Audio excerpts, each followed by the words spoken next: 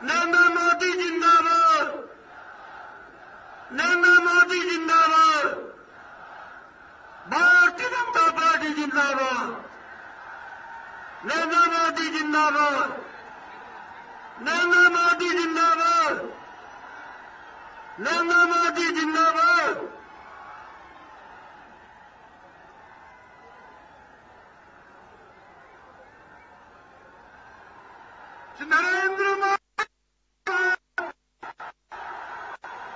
नरेंद्र मोदी जिंदाबाद। सभी प्रत्याशी की आगे आ जाएंगे। श्री नरेंद्र मोदी जिंदाबाद, श्री नरेंद्र मोदी जिंदाबाद, श्री नरेंद्र मोदी जिंदाबाद। बहुत बहुत अभिनंदन और स्वागत।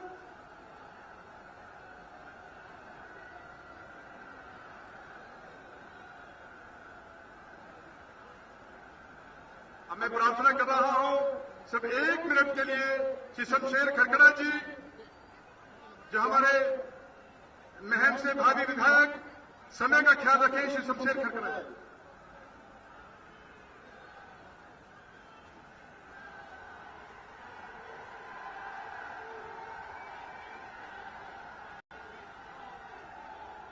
हमारे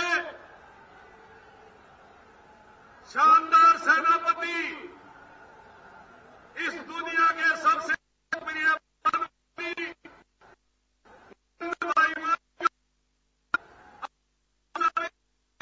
योद्धाओं की तरफ से शमशेर खरखड़ा मकदम करता है, स्वागत करता है, अभिनंदन करता है।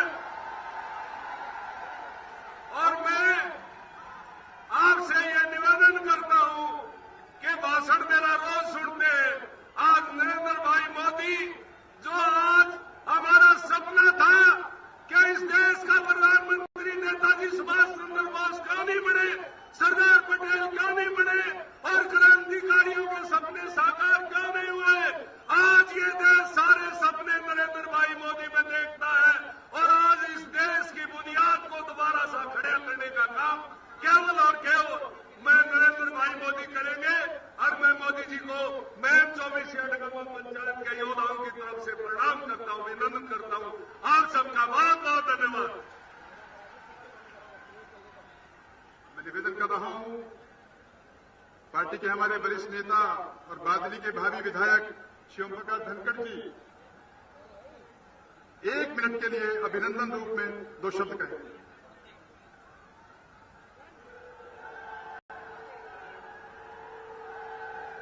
भारत के महान प्रधानमंत्री आदरणीय नरेंद्र मोदी जी, मंच पर उपस्थित अन्य सभी नेतागण, भारत में एक नई राजनीति का सूत्रपात हुआ है, जिसके जनक, जिसके नायक अपने मध्य में हैं। मैं बहुत कुछ नहीं कहते हुए केवल 2 बातें आपके बीच में कहना चाहता हूं। इस राजनीति का मुख्य वाक्य है कि ना खाऊंगा और ना खाने दूंगा। और इस राजनीति का दूसरा मुख्य वाक्य है, किसी छोटे या केवल अपने परिवार के विकास के लिए नहीं, इस बड़े परिवार के विकास के लिए राजनीति होनी चाहिए, जिसका मुख्य नारा है सबका साथ, सबका विकास। और इसी राजनीति के जनक आज हमारे मध्य में है। हम हरियाणा में भी इसी राजनीति को प्रारंभ करना चाहते हैं, उनके अनुरूप और अनुकूल, और उसी के लिए आपका आशीर्वाद हरियाणा में चाहिए। मैं माननीय प्रधानमंत्री जी का बहुत बहुत स्वागत और अभिनंदन करता हूं। भारत माता की जय।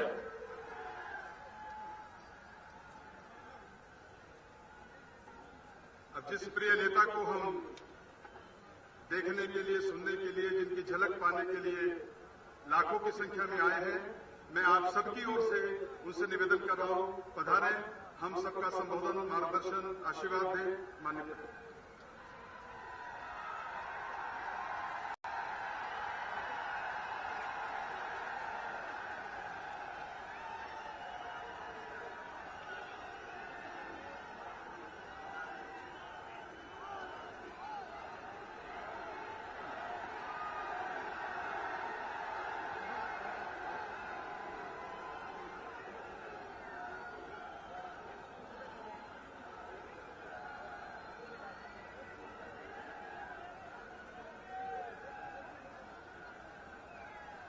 मंच पर विराजमान भारतीय जनता पार्टी के सभी वरिष्ठ नेतागण और इस चुनाव में भारतीय जनता पार्टी के उम्मीदवार श्री मनीष ग्रोवर जी, श्रीमान शमशेर सिंह जी, श्रीमान धर्मवीर सिंह जी हुड्डा, श्री रामावतार वाल्मीकि जी, श्री नरेश कौशिक जी, श्री ओम प्रकाश धनखड़ जी,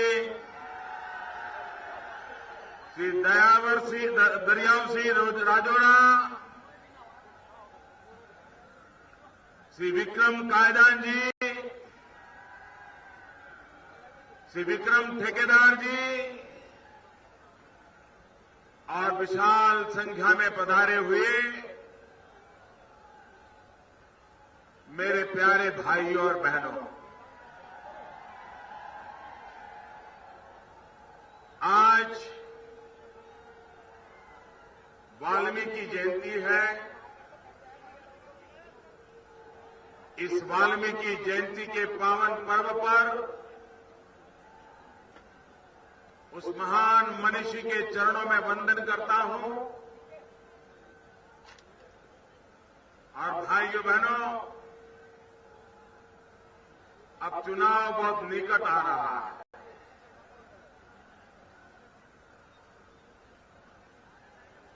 ये चुनाव कौन जीते कौन हारे, किसकी सरकार बने किसकी न बने,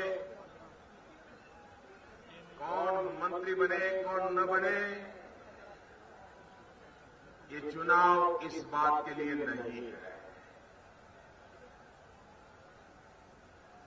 सिर्फ सरकार बनाने बिगाड़ने के लिए चुनाव नहीं है। ये चुनाव हरियाणा का भाग्य क्या हो इसका फैसला करने के लिए चुनाव है। और इसलिए चुनाव में मतदाताओं से मैं आग्रह करता हूं कि आप चुनाव में मतदान करते समय जाति बिरादरी से ऊपर उठकर, ऊंच नीच से ऊपर उठकर, गरीब अमीर की रेखाओं से पार करके, नौजवान हो या अबाल वृद्ध हो, बहनें हो, किसान हो, मजदूर हो, एक ही सपने को लेकर के चुनाव में मतदान कीजिए कि अब हमें हरियाणा का भाग्य बदलना है। हरियाणा के नौजवानों का भविष्य सुनिश्चित करना है। यहां की माताओं बहनों को सम्मान मिले, सुरक्षा मिले, ये राज्य की प्राथमिकता होती है। भाइयों बहनों, मैं रोहतक में हूं। 10 साल तक मुख्यमंत्री का दबदबा यहां रहा है, उनके परिवार का दबदबा रहा है। उस इलाके का हाल क्या है? क्या इस इलाके में कानून व्यवस्था का नामो निशान है क्या? क्या यहां की माताएं बहनें सुरक्षित है क्या? क्या यहां पर दलित माताओं बहनों पर अत्याचार हुए? क्या गुनहगार जेलों में गए क्या? भाइयों बहनों, सरकार के नाक के नीचे मुख्यमंत्री के अपने इलाके में जहां उनका अपना व्यक्तिगत दबदबा है, वहां पर अगर दलित कन्या सुरक्षित नहीं है, दलित मां बाप की बेटी भय के साए में जीती है, तो इससे बड़ा कलंक उस सरकार के खिलाफ कुछ नहीं हो सकता। भाइयों बहनों, इस कलंक को मिटाने के लिए ऐसी सरकार को यहां से हटाना ये हमारा दायित्व बन जाता है। भाइयों बहनों,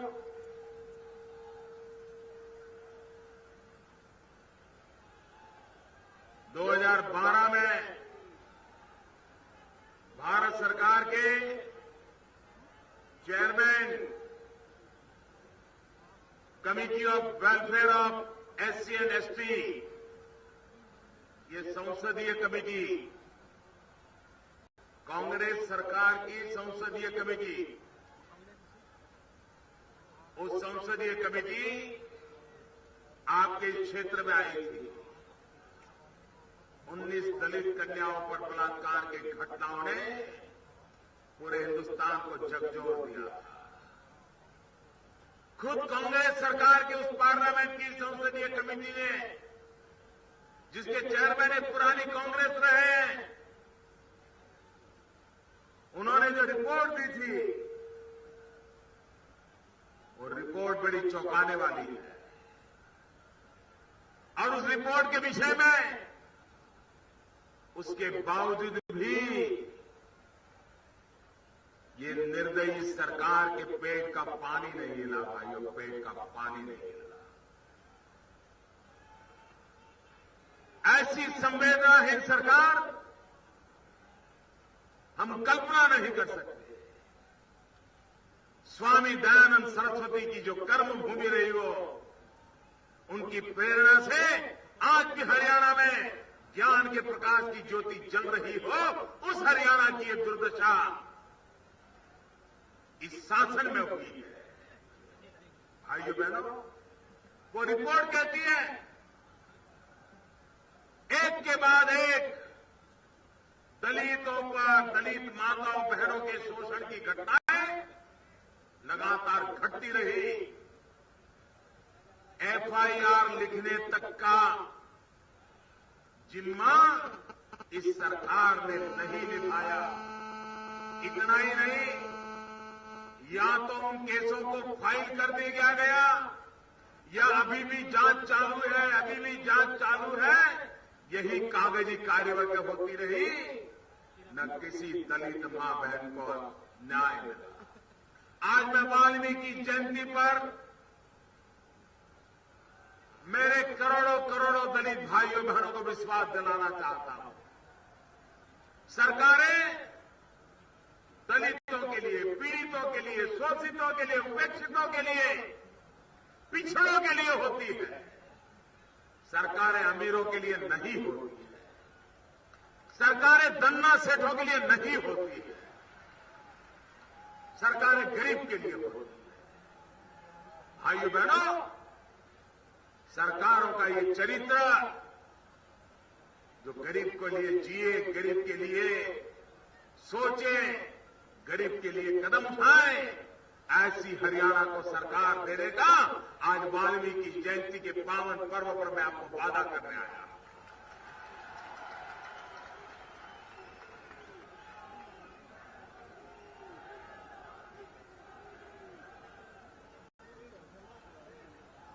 मैं हरियाणा में बहुत लंबा समय रहा। यहां के हर गली मोहल्ले से मैं परिचित हूं। यहां के सुख दुख को मैं जानता हूं।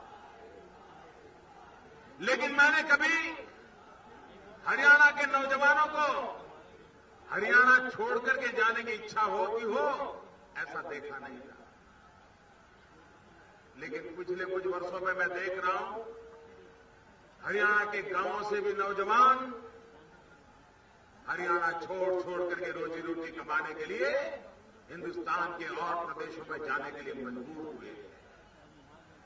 जो हरियाणा हिंदुस्तान का पेट भरता है, उस हरियाणा का नौजवान खुद का पेट भरने के लिए हरियाणा छोड़ने के लिए मजबूर हो जाए, इससे बुरा कोई हाल उस राज्य का नहीं हो सकता है। और ये हाल पैदा करने का पाप इन सरकारों ने किया है। आप 25 साल का इतिहास देख लीजिए, 25 साल में छोटी बात नहीं बता रहा।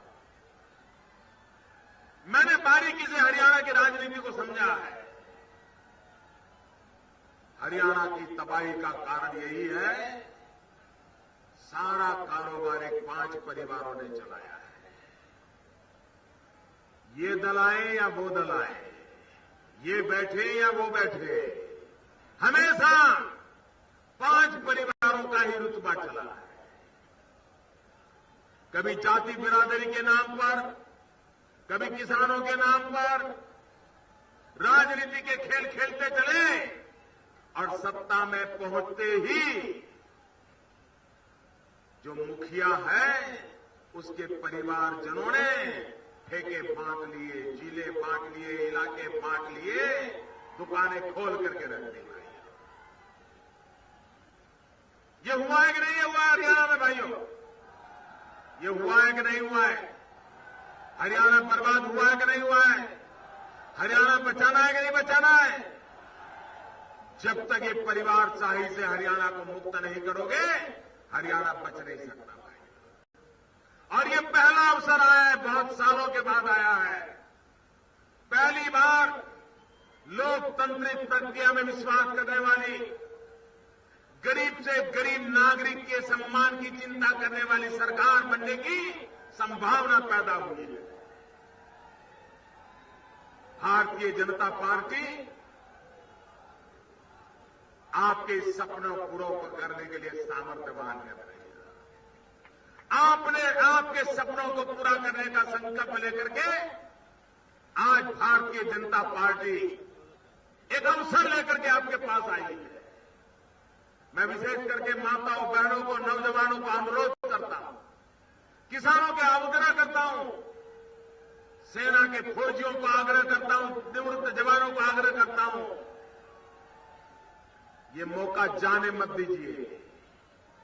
ये अवसर आने वाले 25 साल हरियाणा के कैसे हो, इसकी नींव डालने वाला अवसर बनने वाला है, जो एक आने वाली 3 पीढ़ियों का भला करने का काम इस बार के चुनाव में आपको करना है। परिवारवाद से मुक्त होना है। मैं तो हैरान हूं,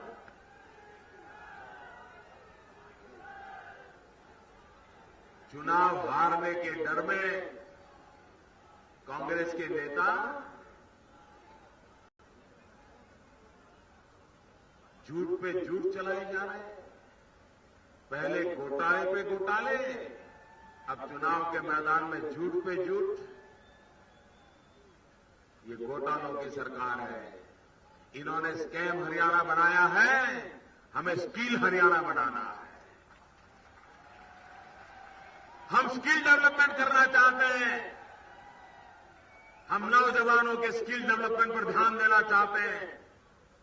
नौजवान को अच्छी रोजी रोटी मिले, सम्मान भरी जिंदगी मिले, ये माहौल तैयार करना चाहते हैं, व्यवस्थाएं सुनिश्चित करना चाहते हैं। भाइयों बहनों, एक बात की मुझे बहुत पीड़ा है। यहां पर 1000 बेटे पैदा होते हैं तो सामने सिर्फ 875 कन्याएं पैदा होती है। 125 का घाटा रह जाता है, 125 का।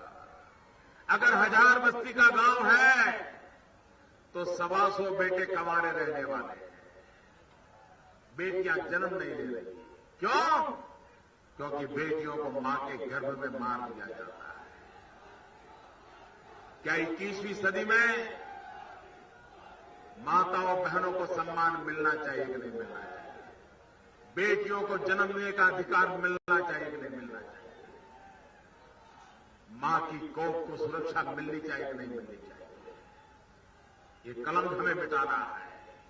माताएं बहनें, उनको सम्मान के साथ जीने का अवसर मिले तो हरियाणा को हम इस पाप से बाहर निकाल सकते हैं। पूरे हिंदुस्तान में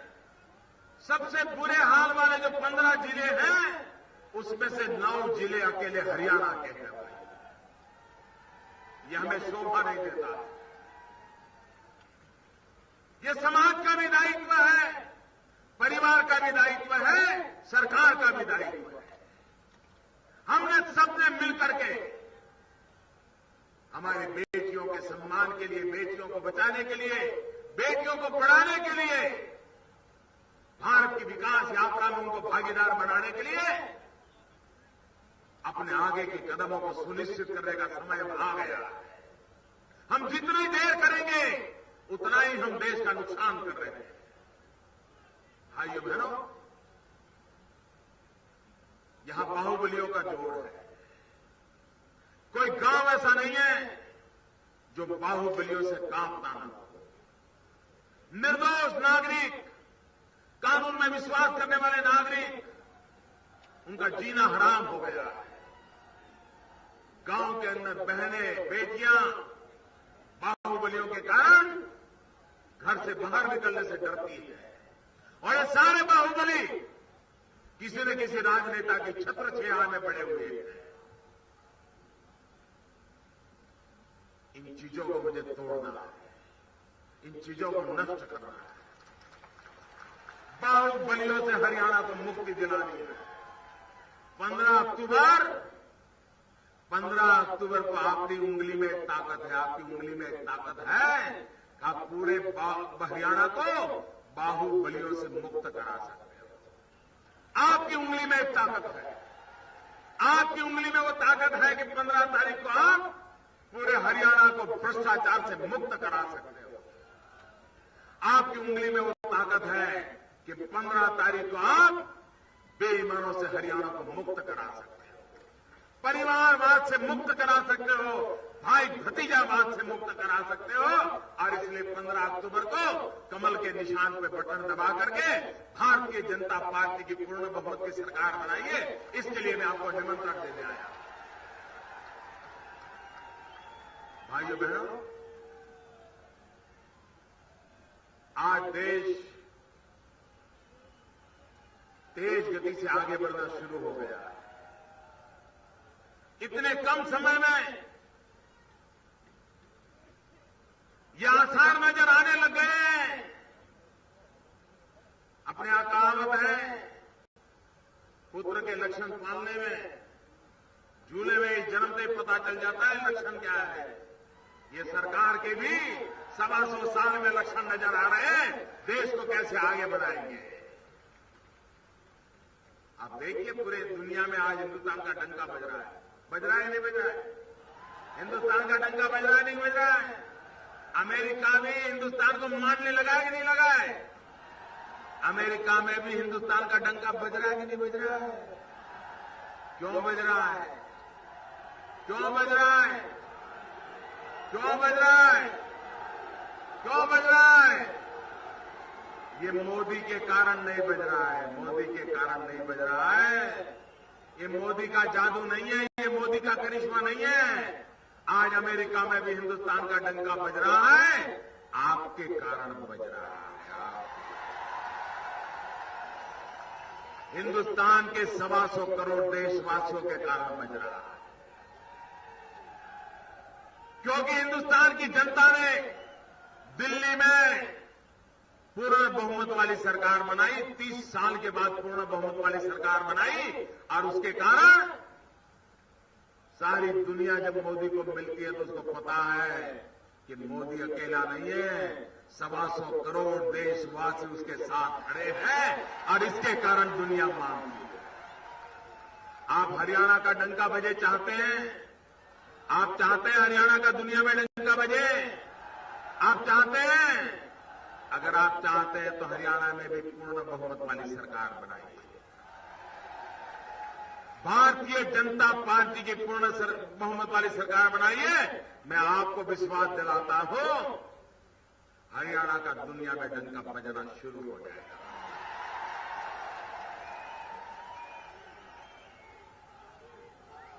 हम राजनीति में छुआछूत में विश्वास नहीं करते। हम राजनीति में अपने पराये के खेल खेलने वाले लोग नहीं हैं। हम तो वो लोग हैं जो पंडित नेहरू के 125 वर्ष मनाने के लिए भी योजना बनाते हैं, भारत के प्रधानमंत्री जो प्रथम प्रधानमंत्री को सम्मान मिले, ये सोच हमारी है।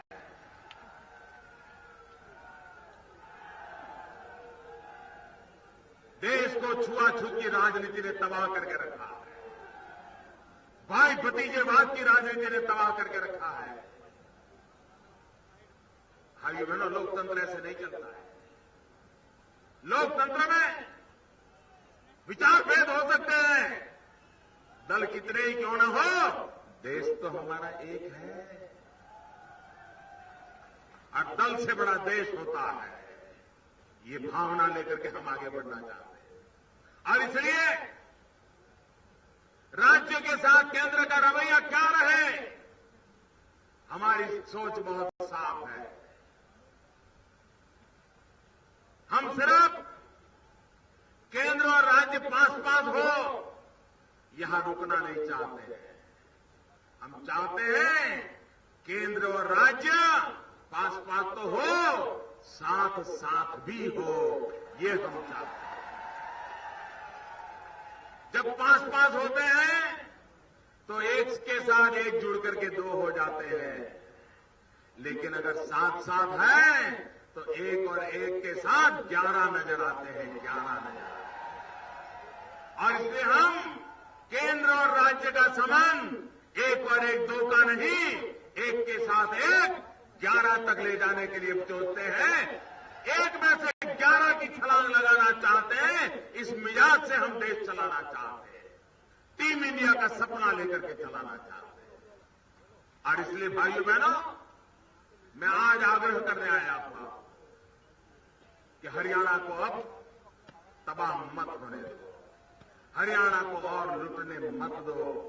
हरियाणा का भाग्य निर्धारित कीजिए और आधा अधूरा मत कीजिए, आधा अधूरा मत कीजिए, वरना आपको कोई जवाब ही नहीं देगा। गलती ये करेगा तो बोलेगा नहीं उसने की, सब भाग जाएंगे। अगर आप किसी सरकार का कान पकड़ना चाहते हो ना, तो उस सरकार को पूर्ण बहुमत दो। देखिए 5 साल के बाद जब लोकसभा का चुनाव आएगा तो देश की जनता मोदी का कान पकड़ पाएगी कि नहीं पकड़ पाएगी, जवाब मांग सकेगी कि नहीं मांग सकेगी? क्योंकि मोदी बहाना नहीं बता सकता है, उसको कहना पड़ेगा हाँ भाई आपने मुझे पूर्ण बहुमत दिया था, मुझे काम करके दिखाना था। मैं ये नहीं कह सकता हूं उसने नहीं किया, नहीं कह सकता हूं, मुझे जवाब देना पड़ेगा। मेरी जिम्मेवारी तय होगी। हरियाणा में भी पूर्ण बहुमत की सरकार बनाओगे तो आप सरकार का कान पकड़ पाओगे। मैं जनता को वो अधिकार देना चाहता हूं ताकि जनता सरकार का कान पकड़ सके, लेकिन वो तब संभव होता है कि जनता पूर्ण बहुमत वाली सरकार बना दे।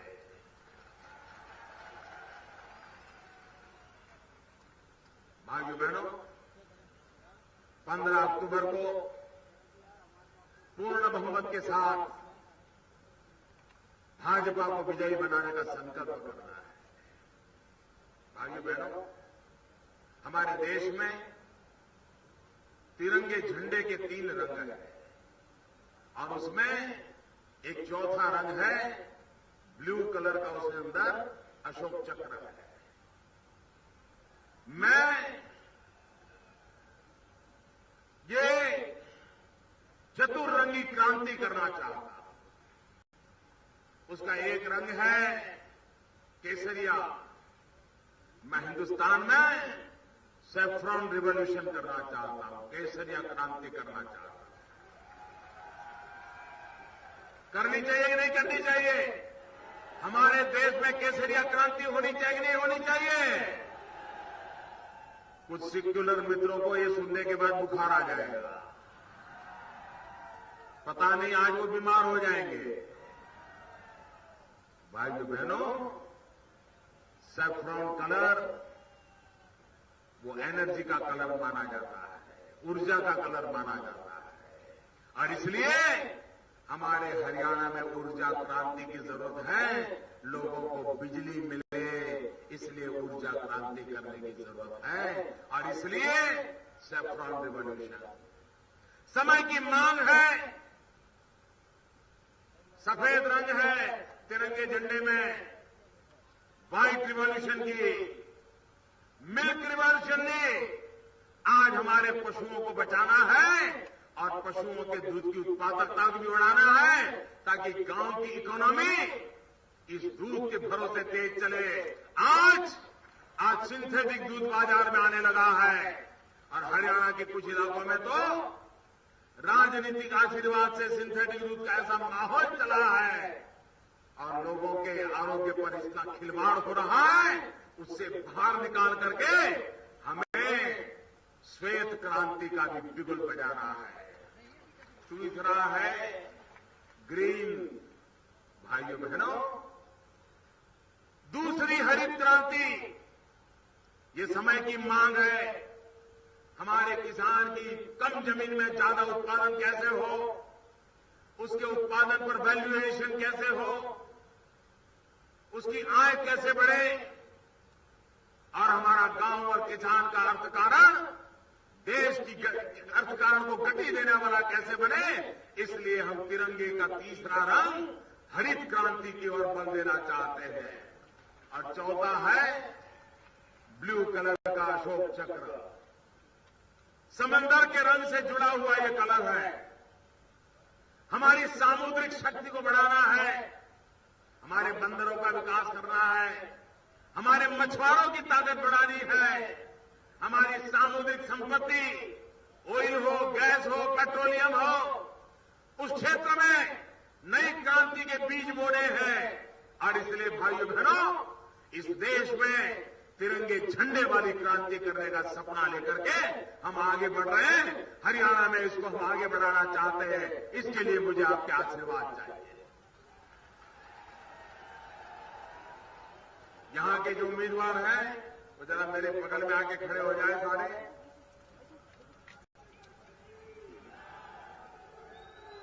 भाइयों बहनों, मेरा एक काम करोगे, मेरा एक काम करोगे, मेरा एक काम करोगे,